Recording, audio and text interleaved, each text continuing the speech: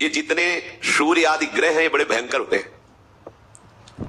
ये जब अपने प्रतिकूल जगह पर होते हैं, जिसके ग्रह में, कुंडली में, नक्षत्र में, ये बड़ा भयंकर प्रभाव कर देते हैं। पर यदि नाम जप किया जाए तो ये उसके लिए प्रतिकूल जगह पर बैठे हुए भी सौम्य, सुखद और मंगलकारी बन जाते हैं। महाप्रभु हरिवंश चंद्र जी ने कहा है, जो पे कृष्ण चरण मन अर्पित तो करिए का नवग्रह रंक। ये बेचारे नवग्रह तुम्हारा क्या बिगाड़ लेंगे यदि कृष्ण चरण में मन तुम्हारा अर्पित है।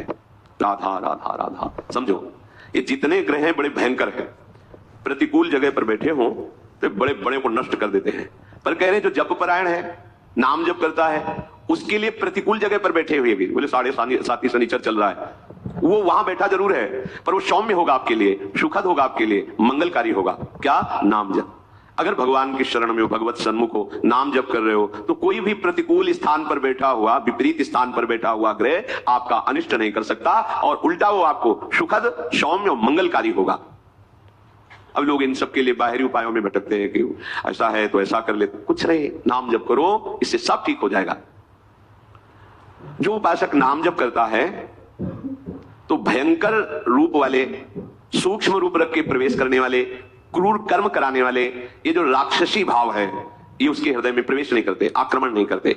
सर्वे नानुगतम चैनम दारुणाः पिसितासनाः घोर रूपा महाकाया दर्शयन्ति द्विजोत्तमम्।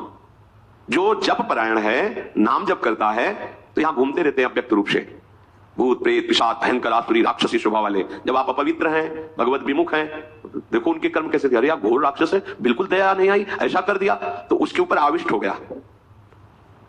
ये सूक्ष्म रूप से देते हैं, जैसे किसी को भूत दिखाई थोड़ी देते, आवेश हो जाता है, बोले मैं अमुक हूं, क्योंकि वो अपवित्र है, भगवत विमुख है, उसके लिए द्वार खुला है, उसको दंड देने के लिए उसके अंदर प्रवेश कर गया। भयंकर रूप वाले या सूक्ष्म रूप वाले या विशालकाय क्रूर कर्म, गलत कर्म कराने वाले, ये जो राक्षस हैं, जो आसुरी भाव हैं, ये जप परायण पर कभी आक्रमण नहीं कर सकते। इसलिए राधा राधा राधा बड़ा भयंकर है संसार, तुम्हें समझ में नहीं आ रहा। राधा राधा राधा राधा। जो जप परायण है, जो शास्त्र स्वाध्याय करता रहता है, जो अपने सुख को दूसरों में बांटता रहता है, और जो दूसरों में कभी दोष नहीं ढूंढता है, वो सदैव सुखी रहता है, निर्विघ्न रहता है। चलो इन आचरणों से सुखी तो चाहते हो।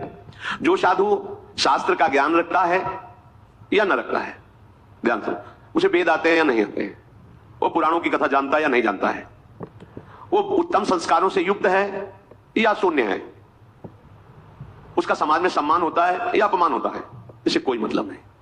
यदि वो भजन परायण है तो राख में छिपी हुई आग की ज्वाला है। वो बोल लेता है कि नहीं बोल लेता है, उसे वेद आता है कि नहीं आता है, वो उसको लोग प्रणाम करते हैं कि नहीं करते हैं, संस्कार युक्त दिखाई देता है या नहीं दिखाई देता है, पर रात दिन भजन करता है तो कैसा है? बोले राख में छिपी हुई आग है, वो छेड़ मत लेना। ऐसा भीख मांगता खाता है, ऐसे कोई तेज तो है नहीं, कोई लोग तो इसके पास नाम जप परायण, बड़ी महिमा है। जैसे प्रज्वलित अग्नि श्मशान में भी कभी दूषित नहीं होती, यथा श्मशाने दीप्तौजाः पावको नैव दुष्यति, एवं विद्वान अविद्वान वा ब्राह्मणो दैवतम महत्। चाहे विद्वान हो चाहे ना हो, श्मशान में भी आग पवित्र ही होती है, आग कभी दूषित नहीं होती।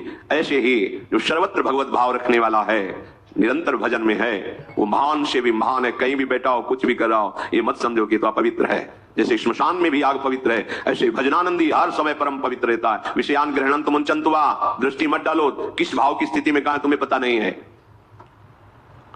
प्रकारश्च पुरद्वारैः प्रसादैश्च पृथक् विधैः नगराणि न शोभन्ते हीनानि ब्राह्मणोत्तमैः। बहुत बड़ी बड़ी महलों से नगर बहुत सुंदर श्रृंगारित हो तो वो तब तक नगर कहलाने योग्य नहीं होता जब तक एक साधु ना हो।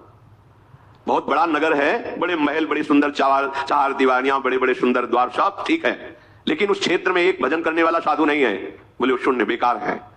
और चाहे जितना छोटा गांव या पूर्वी हो ऐसा, और वहां एक भजनानंदी, वो महानगर है, क्योंकि एक भजनानंदी, तो आप सोचो ये तो भजनानंदियों का खेत है जहां बैठे हो। कोई ऐसा नहीं होगा यहां जो भजन न करता, कोई पक्का। वो कर नहीं रहा तो सुन तो रहा है ना। चलत फिरत सुनियत है श्री राधा वल्लभ लाल।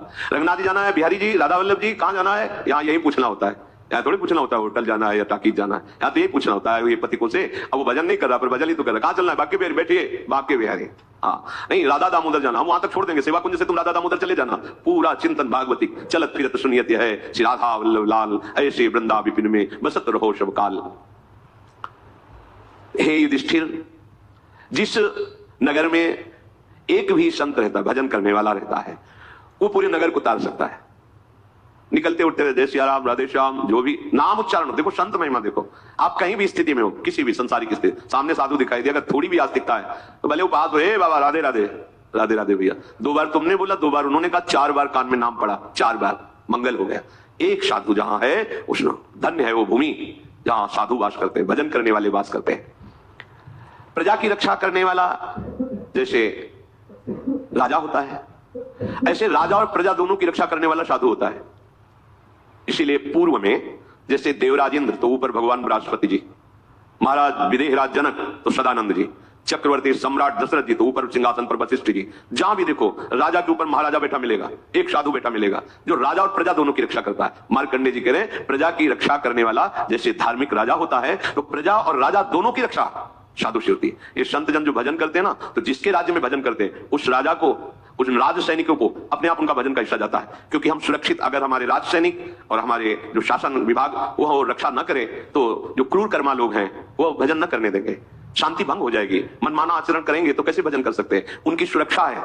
जहां हम खड़े भी नहीं हो सकते, हमारी सामर्थ्य नहीं है, वहां वो अत्यंत कष्ट सह करके पहाड़ों पे जहां ऑक्सीजन सही नहीं मिल रहा, भीषण बर्फबारी हो रही, वहां वो खड़े हैं केवल हमारी सुरक्षा के लिए कि हमारे देश के अंदर कहीं कोई ऐसा अपवित्र भाव वाला, हिंसक भाव वाला कोई प्रवेश न कर जाए, हमारे देशवासी सुरक्षित रहें। तो चाहे गुफा में भजन करो, चाहे समाज में भजन करो, भजन का हिस्सा उनको पहुंचता है, क्योंकि वो रात दिन सुरक्षा में लगे हुए हैं। तो कह रहे हैं कि जैसे प्रजा की रक्षा राजा करता है, ऐसे राजा और प्रजा दोनों की रक्षा साधु करता है। जिस नगर में, जिस गुफा में, जहां भी संत भजन कर रहे हैं, ये न समझे इनका तो जीवन बेकार, समाज के काम नहीं आ रहे, नहीं, उनका किया हुआ भजन अपने आप विभाजित होता है। भिक्षा देने वाले को, वस्त्र देने वाले को, वास व्यवस्था करने वाले को, प्रणाम नमस्कार करने वाले को, राजा को, राज्य शासन विभाग को हो जाता है, तभी तो मंगल होता है। ये जो बड़े पापाचरण होने पर भी सर्वनाश की स्थिति नहीं आती, उसका कारण भजन, जिस दिन भजन करने